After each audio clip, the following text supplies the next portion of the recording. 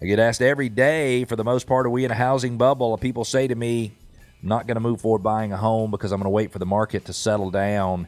And my concern is that as they wait for the market to settle down and prices to come down, prices are going to continue to accelerate, and they are going to miss out on some significant, listen to me, Atlanta, some significant appreciation. There are 3 reasons I do not believe we're in a housing bubble. This is backed up by research from the National Association of Realtors, Realtor.com, Mortgage Bankers Association. Number 1 is housing supply.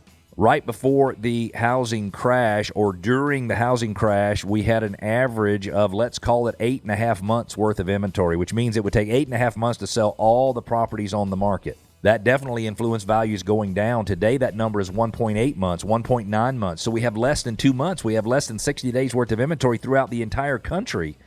And we have less than 30 days worth of inventory in Metro Atlanta. So there are not as many homes as there are buyers who want to buy homes. Foreclosure activity is also at an all-time low.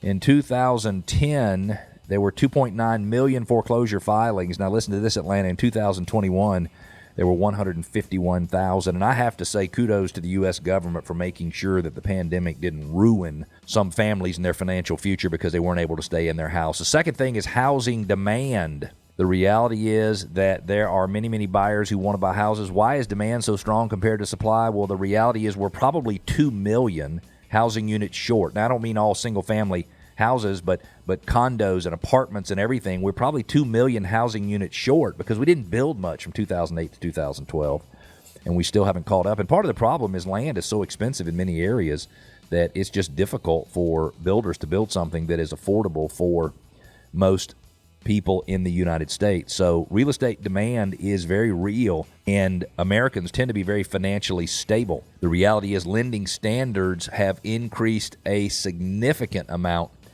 In 2006, there was about $370 billion with a B dollars in loans made to people who had credit scores below 620. That number last year was about $75 billion. So it is a big difference. Third thing is equity. Average homeowner in the United States gained $56,700 in equity in the prior year. And the reality is that if someone who has a lot of equity in their home, if the bank tries to take it because they can't pay for it, they have other options to solve their problem. So I don't believe we are going to experience a housing crash. And if you think we are and that is influencing your decisions, I invite you to think twice.